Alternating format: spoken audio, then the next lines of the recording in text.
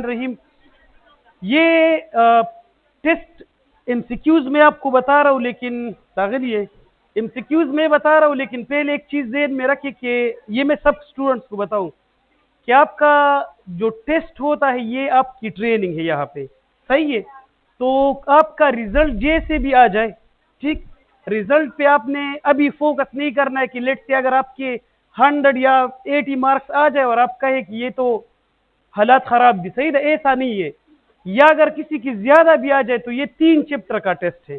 तो पहले से एक बात ध्यान में रखे कि यहाँ पे जो हो रही है that is a kind of training, और इसमें आपकी प्रैक्टिस और इम्प्रूवमेंट के लिए है। यहाँ पे आपको इन चीजों का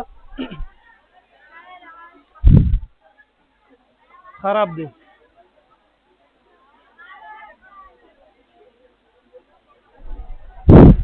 अच्छा, इनमें दावल यार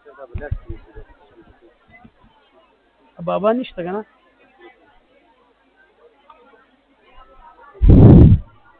सही है, बस ठीक दे। अच्छा, तो समझिए, ये ज़हन में रखिए कि क्वेश्चन जो आपके यहाँ पे हुए हैं, आपने आंसर किए हैं, उसमें अभी आपको अंदाजा हो जाएगा कि कहीं पे आपको कोई डिफिकल्टी जो आए है या जो चीजें आपने मिसअंडरस्टैंड किए हैं, उसी के ऊपर आपका काम हो रहा है, सही है। क्वेश्चन नंबर 1 है, all of the following are correct except. अच्छा, इसमें सी जो है ये करेक्ट नहीं है। फ्रॉग के अंदर 13 ड्रोसोफिला में 4 क्रोमोसोम नहीं होती, ये पेयर दिया गया है, बाकी सब जो है वो ठीक है। 1 क्वेश्चन नंबर 2 है, 1 ग्रेन, इसमें करेक्ट आंसर सी है, करेक्ट आंसर इसमें सी है।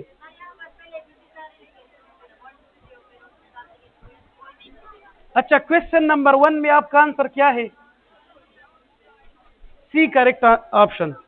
नेक्स्ट क्वेश्चन है, 1 granum is consisting of thylakoid filed, that is B correct answer है। ये आपके बुक में लिखा है कि जो थाइलाकाइड सेक्स होते हैं ग्रेनम, एक ग्रेनम के अंदर 50 या इससे ज्यादा थाइलाकाइड सेक्स होते हैं।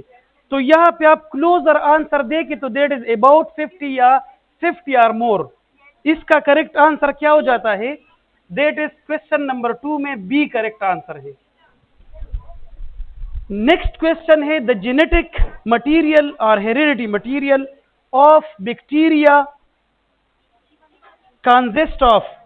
ऑप्शन, इसमें आप सारे ऑप्शन देखें तो बी को अगर देख लिया जाए, single, circular and double stranded DNA molecule. इसमें 3 चीजें, 3 आइडियाज कलेक्ट किए गए हैं। ऐसा ना हो कि आपको सिंगल कहीं कंफ्यूज कर ले, दूसरे को आपने फोकस करना है, उसमें डबल लिखा है, फिर सिंगल और डबल तो हो सकते हैं, तीसरा पॉइंट क्या लिखा है? तो single, circular and double stranded DNA molecule. Question number 3 में आंसर क्या है? B is correct answer. Single का मतलब ये कि एक मॉलिक्यूल होता है। बैक्टीरिया में आप पढ़ चुके हैं कि ये हेप्लाइड है, इसमें क्रोमोसोम नंबर हमेशा 1 होता है। क्वेश्चन 4 है, द नंबर, क्वेश्चन 4 है, the outer membrane of nucleus is continued with rough endoplasmic reticulum. जो रफ एंडोप्लाज्मिक रेटिकुलम में ये पॉइंट है,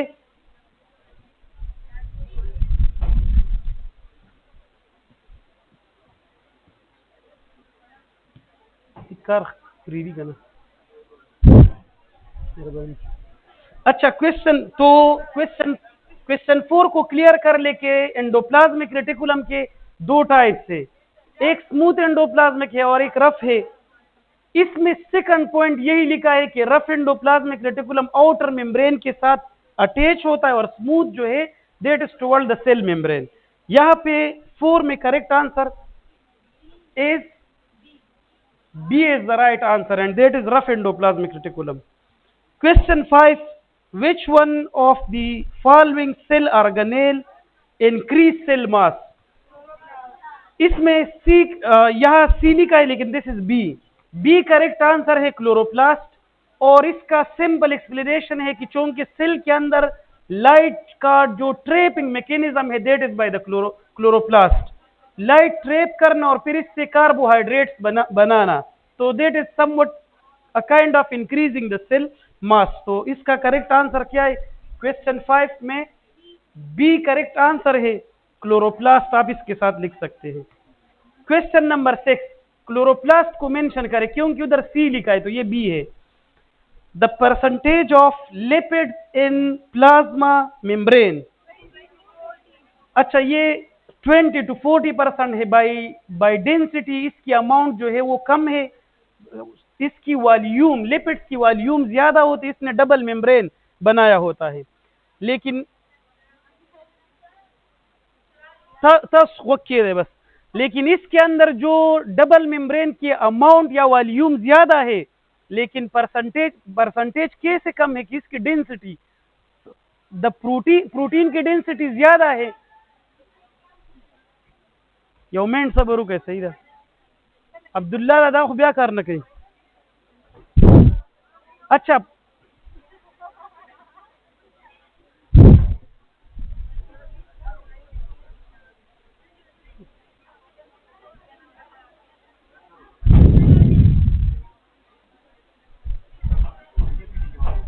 संगा ना ना उस बटिक से उस सही शो बस इंशाल्लाह उस बटिक हाँ हाँ हाँ ब्याह करना कह रहेगा। अच्छा, इसके नेक्स्ट क्या है? तो जो मैंने 20 to 40% बताया कि ये इसकी प्रोटीन की डेंसिटी ज्यादा होती है, दो की इसकी वॉल्यूम वो इसमें डिस्पर्स पड़े हुए हैं, लेकिन उसकी डेंसिटी ज्यादा है। तो ये 20 to 40% इसमें प्रोटीन्स है और 60 to 80% सॉरी 20 to 40% लिपिड्स है, 60 to 80% प्रोटीन है। अच्छा, नेक्स्ट क्वेश्चन है the largest and most conspicuous structure और cell organelle is a double membrane bounded nucleus. इसका आंसर है न्यूक्लियस को, न्यूक्लियस ऑर्गेनेल भी है और डबल मेम्ब्रेन बाउंडेड स्ट्रक्चर भी है। तो आपका 7 नंबर क्वेश्चन में आंसर क्या है? 6 में ए ऑप्शन है और 7 में ऑप्शन क्या है? सी आ रहा है, मतलब प्रोमिनेंट नजर आने वाला। नेक्स्ट है the nuclear region in prokaryotic cell is called. इसका सी करेक्ट आंसर है न्यूक्लाइड। क्वेश्चन 8 में न्यूक्लाइड आता है। अच्छा, ये C is the correct answer. इसको आप समझे कि जो प्रोकैरियोटिक सेल है उसमें हम जनरली ये पढ़ते हैं बैक्टीरिया में कि उसके जेनेटिक मटेरियल एक स्पेसिफिक रीजन में होते हैं साइटोप्लाज्म में। इसका कोई मेम्ब्रेन नहीं है, लेकिन इसका काम न्यूक्लियस वाला है, मतलब सेल की एक्टिविटीज को ये कंट्रोल कर रहा है। तो इसको हम क्या कहते हैं? न्यूक्लाइड, सी। क्वेश्चन 9 है lysosomes are sometime called phagosome. 9 में सी करेक्ट आंसर है। अच्छा, फेगोसोम इसको इस बेस पे कहते हैं कि जैसे हमने पढ़ा था कि फेगोसाइटोसिस एक प्रोसेस है जिसमें सेल जो है वो सेल या लाइसोसोम के अंदर कंटेंट्स आ जाते हैं और वो इसकी डाइजेशन में इन्वॉल्व होते हैं। ये नॉर्मली हम कहते हैं ये फूड डाइजेशन के लिए, इसके लिए बुक में लिखा है ईटिंग बाय द सेल या सॉलिड मटेरियल की इनगल्फिंग, इसको हम फेगोसाइटोसिस कहते हैं। And this is the role of lysosome. तो लाइसोसोम को इस प्रॉपर्टी की वजह से कि ये फेगोसाइटोसिस परफॉर्म करते हैं, इसको फेगोसोम्स भी कहते हैं। समझ में आ गई है? क्वेश्चन 10 है the scavengers are digestive bags of cell और लाइसोसोम। इसमें भी 10 में भी सी करेक्ट आंसर है। तो सही था। तो जो जो आप क्या करते हैं, सेल स्ट्रक्चर जब आप पढ़ते हैं तो कुछ ऑर्गेनेल के साथ इसको एसोसिएट किया गया है किसी जनरल किसी स्ट्रक्चर के साथ, जिस तरह हमारा ये वाला है। तो लाइसोसोम को डाइजेस्टिव सिस्टम कहा जाता है, इसको स्कैवेंजर ऑफ सेल भी कहा जाता है। रीजन ये कि जिस तरह भी मैंने बताया कि ये डाइजेशन में इन्वॉल्व है, फूड प्रोडक्ट्स की या जो वेस्ट मटेरियल है इसकी डाइजेशन में लाइसोसोम इन्वॉल्व है। क्वेश्चन 11 है the word परमिएज is used for. अच्छा, इसमें डी करेक्ट आंसर है। 11 में D is the right answer. इसमें प्रोटीन्स को, ये कुछ नए बुक जो हमारे लेटेस्ट है, प्रोटीन्स के दो मेन कैटेगरीज है, एक एक्सट्रिंसिक है और दूसरे इंट्रिंसिक है। एक्सट्रिंसिक प्रोटीन वो है जो सरफेस पे होते हैं, और इंट्रिंसिक जो मेम्ब्रेन के क्रॉस मौजूद होते हैं, क्रॉस द मेम्ब्रेन। इसी इंट्रिंसिक को हम इंटेग्रल भी कहते हैं क्योंकि ये मेन कंपोनेंट है, और इसको हम परमिएज भी कहते हैं क्योंकि ये ट्रांसपोर्ट में भी इन्वॉल्व है। सेल मेम्ब्रेन की परमिएबिलिटी या इसके अंदर जो ट्रांसपोर्ट है, ये मेजर प्रोटीन है जिसके थ्रू ये प्रोसेस होता है। तो इंट्रिंसिक, इंटेग्रल और परमिएज ये सेम वर्ड है। Question 12, which one of the following act as a cell surface marker? इसमें डी करेक्ट आंसर है क्वेश्चन 12 में, डी। और सेल सरफेस मार्कर का मतलब ये है कि फॉर एग्जांपल आपके बॉडी में जो भी मटेरियल आ जाते हैं, हमारे हार्मोन्स है लेट से, या कोई मेडिसिन है, एंटीजन है, वायरस, बैक्टीरिया, या कोई जिस तरह HIV साइकिल में आप पढ़ते हैं, ये सारे मटेरियल बॉडी में आ जाते हैं, तो ये सेल को इसी ग्लाइकोलिपिड्स और ग्लाइकोप्रोटीन से, इसी से ये रिकॉग्नाइज करते हैं। ये उसके लिए मार्कर है। मार्कर का मतलब ये है, लगा आप सबको पता है कि HIV किस सेल पे अटैक करता है? CD4 पे। तो अब ये ब्लड में घूम रहा है और इसको CD4 सेल जब मिल जाता है उसके ऊपर अटैक कर रहा है, तो न उसको CD4 कहता है कि मैं यहां पे हूं, और ना HIV सेल को, HIV को नजर आ जाता है, बल्कि ये इसी प्रोटीन से रिकॉग्नाइज हो जाता है जो ग्लाइकोलिपिड्स और उसी मॉलिक्यूल से ग्लाइकोलिपिड्स और ग्लाइकोप्रोटीन के फॉर्म में है। इसका आंसर डी हो गया। Which one, 12, 13, which one of the following act as a hormone receptor site? इसका आंसर भी डी है। 13 ये भी आपने जो आप सेल मेम्ब्रेन में पढ़ते हैं, ग्लाइकोलिपिड्स एंड ग्लाइकोप्रोटीन। दल देवचियर खालिश्ता। अच्छा, आप पढ़ते हैं ग्लाइकोलिपिड्स और ग्लाइकोप्रोटीन, सही। इसमें हार्मोन रिसेप्टर साइट भी इसी सेंस में है कि हार्मोन का एक कैरेक्टर सबको पता है, ये एक जगह पे बॉडी में बनते हैं लेकिन ये एक्ट करते हैं दूसरी रीजन में। इन अदर वर्ड्स हम कहते हैं कि ये एक सेल में बनेंगे लेकिन ये वर्क करेंगे दूसरे सेल्स पे। अब इसका, हमारे बॉडी में इसका कैरियर ब्लड है, तो ब्लड जब ये इसको कैरी कर रहा है, ये हार्मोन्स अपने सेल को कैसे रिकॉग्नाइज करेंगे? By the glycolipids and the glycoprotein. So in question 13 the correct answer is D. Next question है, plasma membrane is dash nanometre wide. शाबाश, रटे वाला क्वेश्चन है, डी करेक्ट आंसर है। क्वेश्चन 15, द प्रोसेस, वैसे इसका सब ने माशाल्लाह सब ने आंसर किया, ये 14 वाला। 15, the process of glycolysis occur in cytoplasm. Question 14 में डी आंसर है और 15 में है सी करेक्ट आंसर। अच्छा हाँ, ये भी ये एक्सप्लेन कर लूँ थोड़ा कि जो रिस्पायरेशन प्रोसेस, इसमें 3 मेजर इवेंट्स होते हैं। एक ग्लाइकोलिसिस है, एक क्रेब्स साइकिल और एक इलेक्ट्रॉन ट्रांसपोर्ट चेन।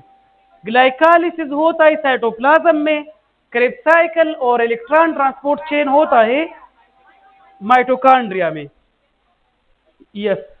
नेक्स्ट है 16, active mass movement of cytoplasm is called cyclosis. Question 16 is 20 में करेक्ट आंसर है। अच्छा, साइक्लोसिस मूवमेंट ऑफ साइटोप्लाज्म क्यों होता है?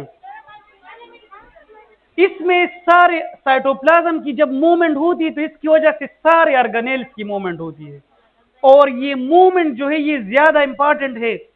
एक आसान एग्जांपल से ये चीज क्लियर हो जाएगी कि यहाँ पे तो बुक में माइटोकॉन्ड्रिया दिया है, लेकिन इसका आसान अगर क्लोरोप्लास्ट कर ले, क्लोरोप्लास्ट क्यों मूवमेंट करेगा? ये लाइट और डार्क की तरफ, जब इसको लाइट की जरूरत होती है तो ये साइटोप्लाज्म के थ्रू लाइट की जानिब जाएगा, जब इसको डार्क की जरूरत है तो ये साइटोप्लाज्म को यूज करके डार्कर रीजन पे जाता है, मतलब जब वो फोटोसिंथेसिस नहीं करना चाहता।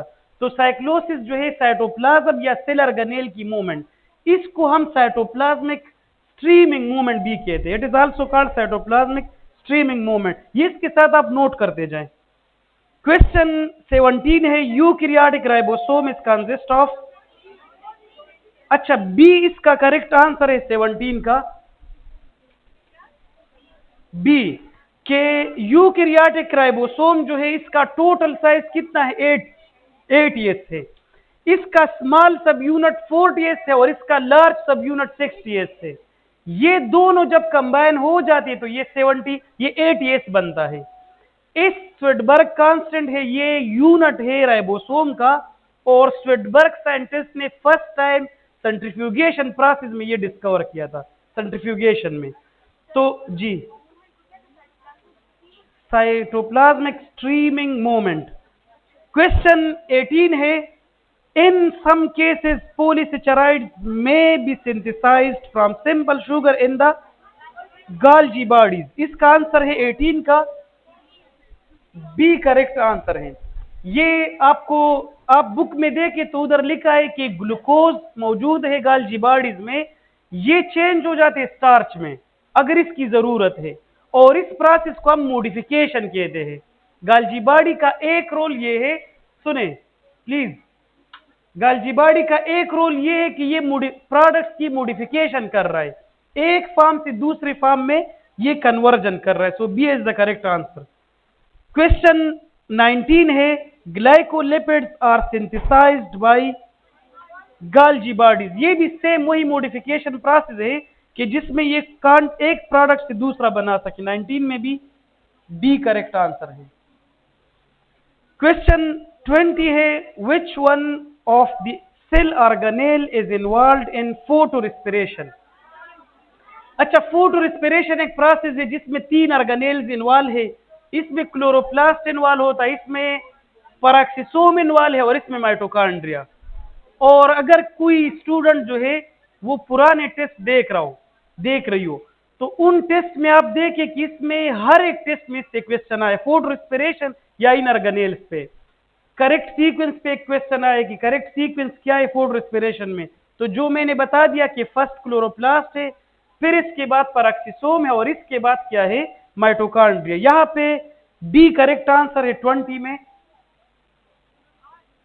B is the right answer all of these. Next question है hydrogen peroxide is converted into oxygen and water by peroxisome. 21 में सी करेक्ट आंसर। अच्छा, पैराक्सिसोम्स भी ये भी सेक्रीटरी वेसिकल्स है, गोल्गी बॉडीज की सिंथेसिस कर रहे हैं और इसके अंदर ये पेरोक्सिडेज एंजाइम होते हैं। हमारे उन सेल्स में, लीवर किडनी सेल में ये इसलिए ज्यादा होते हैं क्योंकि वहां पर हाइड्रोजन पेरोक्साइड की ज्यादा प्रोडक्शन होती है। नेक्स्ट जी,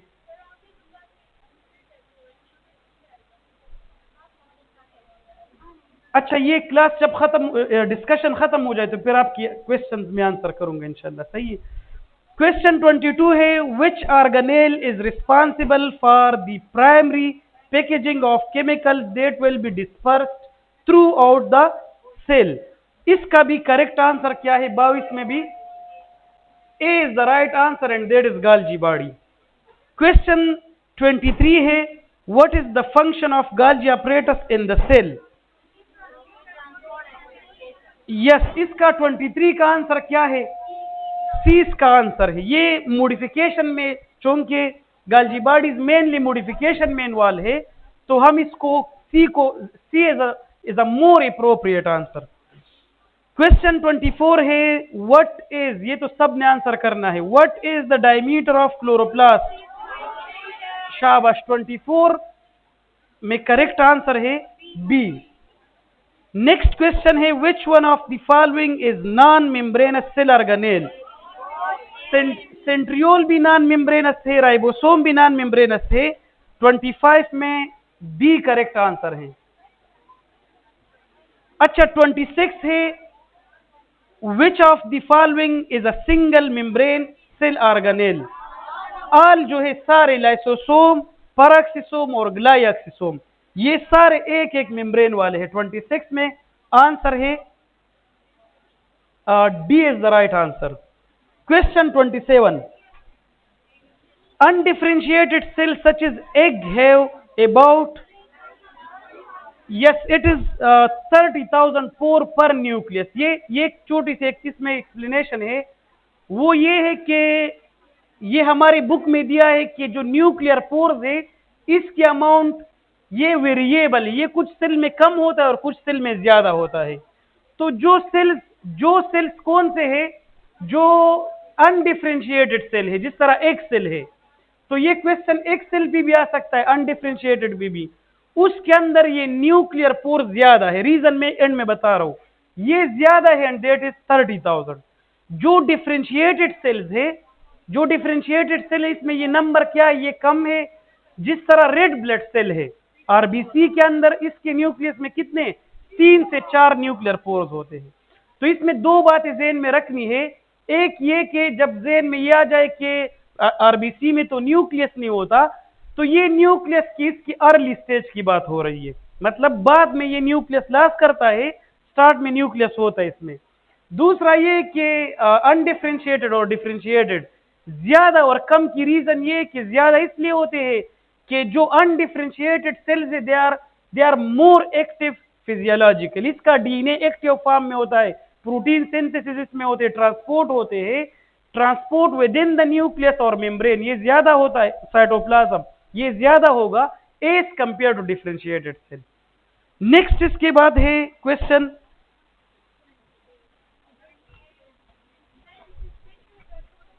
ज्यादा अनडिफरेंशिएटेड में ज्यादा होगा। क्वेश्चन 28 है the bond between two amino acids molecule is called, इसका 28 का आंसर ए है।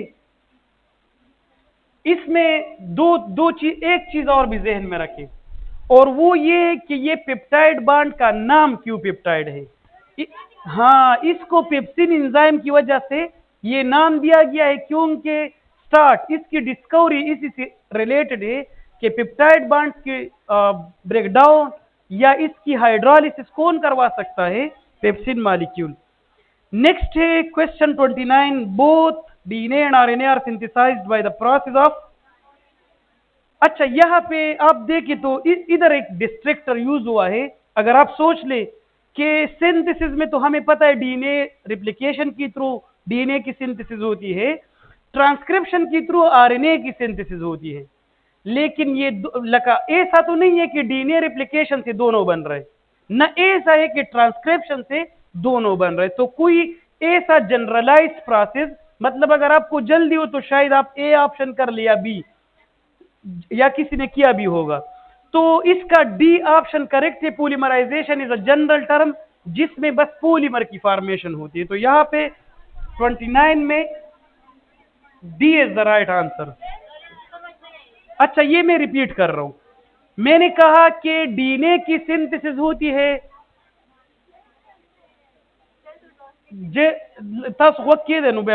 डीएनए की सिंथेसिस होती है किस प्रोसेस से, पॉलीमराइज उससे रिप्लिकेशन से। आरएनए की सिंथेसिस होती है ट्रांसक्रिप्शन से, लेकिन स्टेटमेंट ये दिया है कि दोनों किस प्रोसेस से बनते हैं, तो दोनों लगवाओ रहे। अगर हम डीएनए रिप्लिकेशन कहेंगे तो फिर आरएनए की बात तो इसमें नहीं आ रही, अगर हम ट्रांसक्रिप्शन कहते तो फिर इसमें डीएनए की बात नहीं आ रही। तो जनरल टर्म है पॉलीमराइजेशन, जिसमें पॉलीमर बनता है प्रोटीन का हो, लिपिड्स का हो, कार्बोहाइड्रेट्स का हो या न्यूक्लिक एसिड का हो, जिसमें स्मॉल यूनिट से लार्ज यूनिट्स बनते हैं, and that is DNA and RNA both. इसका करेक्ट आंसर क्या हुआ, डी। नेक्स्ट क्वेश्चन है, टाइम कम है, क्वेश्चन 30 है, all of the following are globular protein except, D इसका करेक्ट आंसर है 30 में, and that is keratin. Keratin जो है ये फाइब्रस है, बाकी सारे जो है ये ग्लोबुलर प्रोटीन के एग्जांपल्स हैं ये सारे। हाँ, क्वेश्चन 31 है, in sickle cell anaemia haemoglobin molecule dash is replaced by valine. शाबाश, बी इसका करेक्ट आंसर है ग्लूटामिक एसिड। 31 में क्या आ रहा है, बी। अच्छा, इसमें भी यही बात है कि पोलीमराइजेशन प्रोसेस में ये होता है, सिकल सेल एनीमिया में ये होगा कि इसमें जो बीटा चेन है उसमें नॉर्मली 6th अमीनो एसिड कौन सा है? ग्लूटामिक एसिड होता है। वो 6th amino acid glutamic acid है, और अगर वो रिप्लेस हो जाए, इसकी जगह कोई वेलिन मॉलिक्यूल आ जाए, तो ये सिकल शेप स्ट्रक्चर बनाता है। दाखुम याद देखना, ये स्ट्रक्चर इससे बनता है, उसको हम फिर सिकल सेल एनीमिया कहते हैं। दल तदाई सिडर खकार के क्वेश्चन नेक्स्ट कौन सा है? 32 है, इस acyl glycerol with unsaturated fatty acids such as oleic acid are called oil। B इसका करेक्ट आंसर है 32 में बी। अच्छा, एसल ग्लाइसरोल कोई भी ऐसा कंपाउंड जो ग्लाइसरोल और फैटी एसिड से बना है। इसमें हमारे बुक में ट्राइग्लाइसराइड लिखा है, और उसमें फैटी एसिड के साथ एक पॉइंट लिखा है कि ऑयल के अंदर जो फैटी एसिड्स होते हैं वो अनसेचुरेटेड है, और फैट्स के अंदर जो फैटी एसिड है वो सेचुरेटेड है। तो ओलिक एसिड अनसेचुरेटेड का एग्जाम्पल है, और ऑयल जो है ये प्लांट के अंदर मौजूद होते हैं। क्वेश्चन 33 है, waxes are formed by long chain fatty acid bonded to a long chain alcohol. 33 में है C is the right answer. Question next 34, each steroid is formed of a backbone of dash fused carbon ring containing 17 carbon atom। B correct answer है, and that is 4। Question 35 है, which organelle is responsible for the synthesis and modification of lipids। इसमें C correct answer है 35 में। इसमें ये मैं बता रहा हूं, इसमें एंडोप्लाज्मिक रेटिकुलम में चूंकि इसका मेजर काम क्या है एंडोप्लाज्मिक रेटिकुलम का, वो सिंथेसिस है स्मूथ एंडोप्लाज्मिक रेटिकुलम का। तो इन दोनों में ज्यादा, बी और सी में ज्यादा क्लोज आंसर जो है that is endoplasmic reticulum. C is the right answer. Question 36, which organelle is responsible for the breakdown of cellular waste debris and debris. A correct answer है 36 में ए राइट आंसर है, that is lysosome. Question 37, what is the function of nucleolus in the cell. C correct answer है 37 में, and that is ribosome. Product ribosome की units जो है वो nucleolus बनाता है, फिर वो आगे सेल से न्यूक्लियस से बाहर आ जाते हैं और उसकी फ्यूजन होती। 38 है, a chain with dash amino acids and 2 peptide bond is called tripeptide।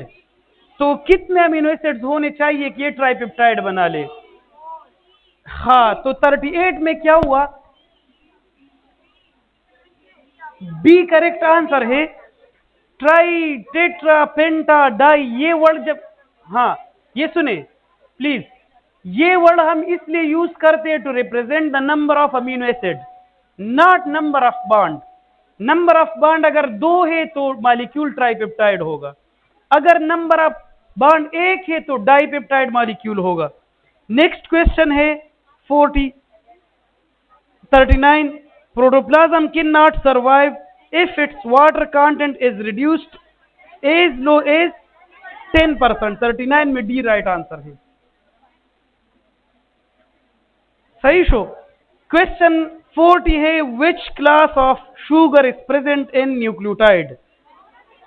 अच्छा, न्यूक्लियोटाइड में अगर आप देखें तो उधर पेंटोज शुगर है, and pentose is a monosaccharide. सही, राइबोलोज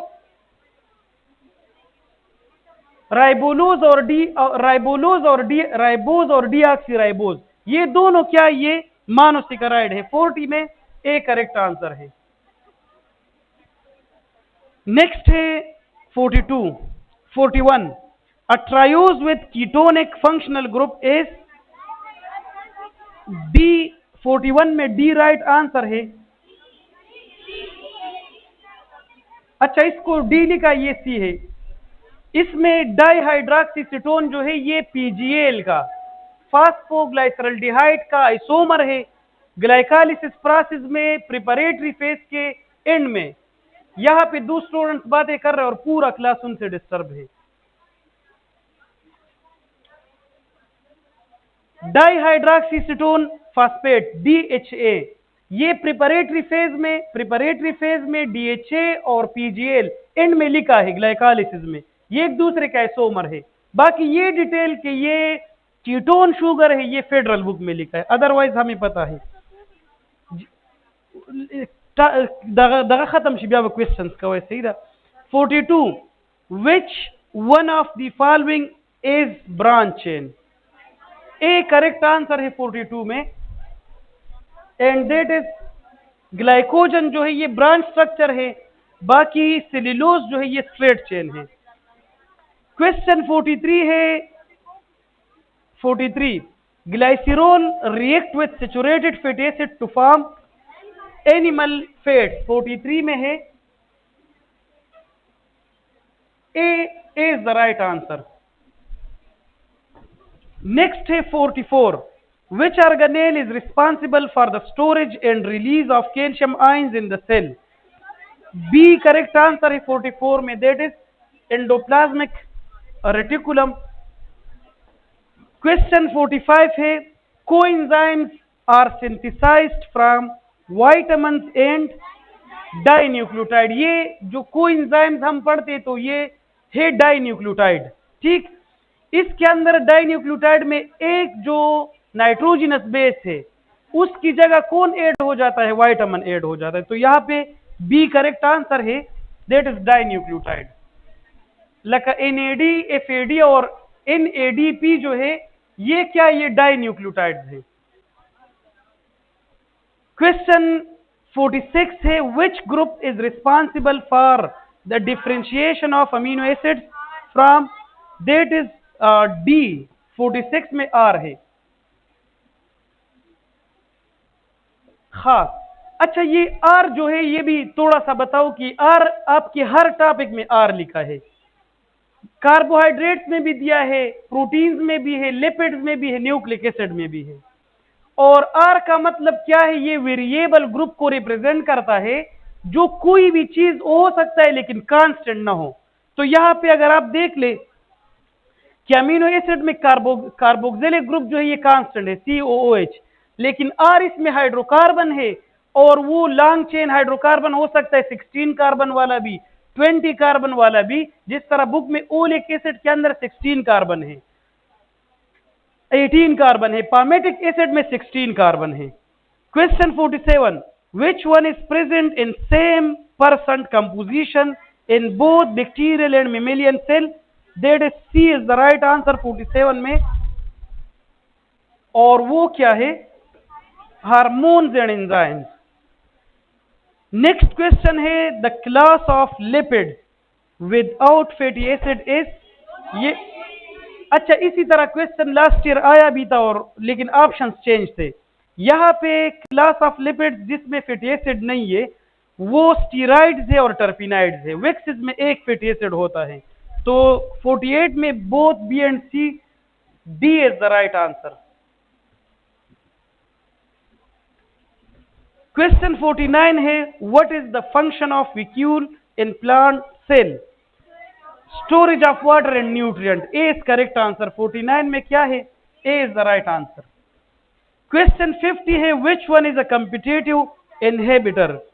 इसमें बी करेक्ट आंसर है, सल्फोनामाइड। नेक्स्ट क्वेश्चन है what will be 51 what will be the total amount of energy required to convert hydrogen peroxide into water in the absence of an enzyme? अच्छा इसका अगर enzyme के साथ है तो 1 kilo joule है, एंजाइम के बगैर that is B 86 kilo joule.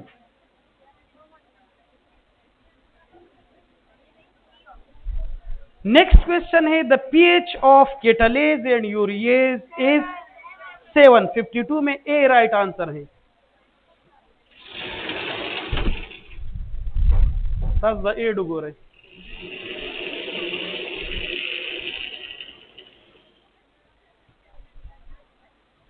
57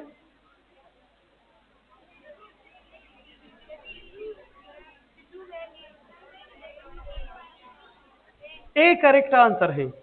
next question है 53, the rate of reaction will be double when increase occur in temperature by 10 degree centigrade. 51 53 में है, सी करेक्ट आंसर है। अच्छा, ये टेम्परेचर इंक्रीज की वजह से टेम्परेचर की बहुत सारी इफेक्ट है, पॉसिबिलिटी है। एक इंक्रीज की वजह से स्लाइट इंक्रीज जब आता है तो इंक्रीज आएगा एंजाइम एक्टिविटी में, ज्यादा इंक्रीज से स्टॉप हो जाता है। 10 डिग्री सेंटीग्रेड को हम इज्यूम कर सकते हैं कि ये 10 डिग्री जब इंक्रीज आएगा तो ये कितना इनहांस कर सकता है, ये तकरीबन प्रोसेस को डबल करेगा। मतलब कोई एंजाइम अगर 30 पे एक रिएक्शन कर रहा है, वही एंजाइम 40 पे 2 रिएक्शन करवाएगा। नेक्स्ट, अगर इसमें डिक्रीज आता है तो डिक्रीज के साथ ये स्लो हो जाते हैं, 0 पे ये स्लो होंगे, फ्रीजर में भी ये स्लो होंगे हमारे टेस्ट के लिए। सही है, हमारे बुक में ए से लिखे हैं। नेक्स्ट है the suffix which is added to the substance to name of an enzyme, that is D correct answer है 54 में। और वो क्या है? D as. कुछ क्वेश्चन थे, which organelle is responsible for capturing light energy and converting it into chemical energy in plant cell? D chloroplast. ये कौन से फंक्शन की बात हो रही है? नेक्स्ट क्वेश्चन है 56, an enzymes are protein except ribozyme. एक क्लास है एंजाइम का, और उस क्लास के अंदर जितने है वो सारे आरएनए बेस्ड है। और राइबोजाइम का एक एग्जाम्पल है पेप्टाइडल ट्रांसफरेज। पेप्टाइडल ट्रांसफरेज जो है ये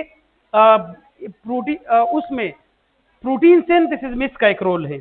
नेक्स्ट क्वेश्चन है 57, इसका आंसर 56 ए हो गया। 57 में है,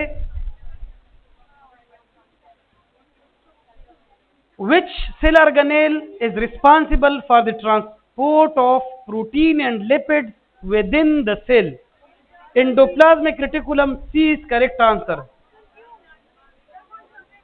एंडोप्लाज्मिक रेटिकुलम ट्रांसपोर्ट में हेल्प कर रहा है। गाल्जी बॉडी तो इसको स्टोर कर रहा है, गाल्जी अपरेटस इसकी स्टोरेज में हेल्प कर रहा है। ट्रांसपोर्टर जो है वो एंडोप्लाज्मिक रेटिकुलम है। नेक्स्ट क्वेश्चन है 58, which organelle is responsible for maintaining water balance in plant cell? C correct answer है 58 में, and that is vacuole. Question 59 है, what is the pH of salivary amylase? 59, इसमें option B is correct, 6.1 to 6.8। Question 60 है, question 60 है, coenzymes attach to enzyme by dash bond.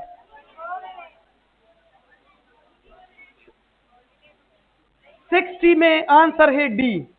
ये कोई भी bond हो सकता है, लेकिन ये होगा वीक बॉन्ड। क्वेश्चन 61 है, व्हाट आर द, हाँ ये क्वेश्चन थोड़ा सा इसमें चेक कर ले, what are the characteristics of enzyme? तो यहां पे डी का आप कर लेंगे बोथ ए एंड बी, नहीं आल गलत है, बोथ ए एंड बी। जब ये बोथ ए एंड बी हो जाएगा तो इसका ऑप्शन सी जो है आप देखिए, वो ऑप्शन इसके साथ मैच नहीं कर रहा। वो तो ग्लोबुलर है, लेकिन they are not increasing the activation energy. तो डी जिसने लिखा है वो बाय चांस वो सबका ठीक है। 61, तो आपने डी लिखा होगा ना, मिलेंगे इसके। नेक्स्ट क्वेश्चन है, हाँ बिल्कुल 61। Let me finish the test first, then I will answer all the questions. As enzyme concentration increase, the rate of reaction decreases linearly, increases linearly, does not affect। अच्छा, इसमें बी करेक्ट आंसर है 62 में, और वो क्या है? वो B. जैसे जैसे हम इंक्रीज करेंगे एंजाइम्स को, रेट ऑफ रिएक्शन इससे बढ़ेगा। क्वेश्चन 63 है, sometimes enzymes and substrates are held together by a kind of bond called, D इसका करेक्ट आंसर है 63 का, and that is covalent bond. Some time लिखा है, कुछ कभी कभार हो सकता है, एनर्जी। तो डी जिसने लिखा है वो बाय चांस वो सबका ठीक है। 61, तो आपने डी लिखा होगा ना, मिलेंगे इसके। नेक्स्ट क्वेश्चन है, हाँ हाँ बिल्कुल 61। Let me finish the test first, then I will answer all the questions. As enzyme concentration increase, the rate of reaction decreases linearly. Increases linearly does not affect। अच्छा, इसमें बी करेक्ट आंसर है 62 में, और वो क्या है, वो B. जैसे जैसे हम इंक्रीज करेंगे एंजाइम्स को, रेट ऑफ रिएक्शन इससे बढ़ेगा। क्वेश्चन 63 है, sometimes enzymes and substrates are held together by a kind of bond called, D इसका करेक्ट आंसर है 63 का, and that is covalent bond। sometime लिखा है, कुछ कभी कभार हो सकता है, एनर्जी। तो D जिसने लिखा है वो बाय चांस वो सबका ठीक है। 61, तो आपने डी लिखा होगा ना, मिलेंगे इसके। नेक्स्ट क्वेश्चन है, हाँ हाँ बिल्कुल 61। Let me finish the test first, then I will answer all the questions. As enzyme concentration increase, the rate of reaction decreases linearly. Increases linearly does not affect। अच्छा, इसमें बी करेक्ट आंसर है 62 में, और वो क्या है, वो B. जैसे जैसे हम इंक्रीज करेंगे एंजाइम्स को, रेट ऑफ रिएक्शन इससे बढ़ेगा।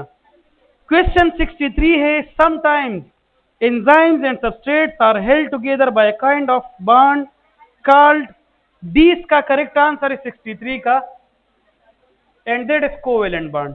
सम टाइम लिखा है, कुछ कभी कभार हो सकता है, अदरवाइज मोस्ट केसेस में आयनिक हाइड्रोजन और हाइड्रोफोबिक बॉन्ड्स है। क्वेश्चन 64 है, the fluid mosaic model belong to, 64 में है, A is the right answer. Question 65 है, the flatent sacs in the cells are called, इसको हम सिस्टर ने किए थे 65।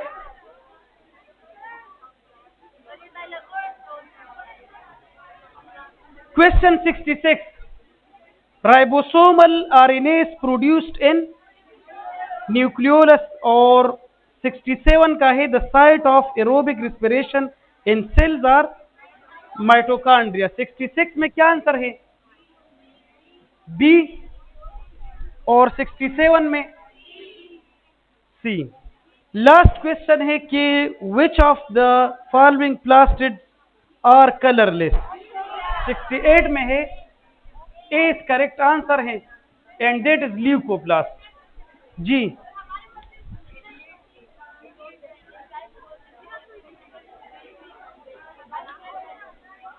तो एंजाइम जो है वो एक्टिवेशन एनर्जी को इंक्रीज नहीं कर रहा, वो इसको रिड्यूस कर रहा है, इसलिए ऑप्शन गलत है, डिक्रीज कर रहा है इसको।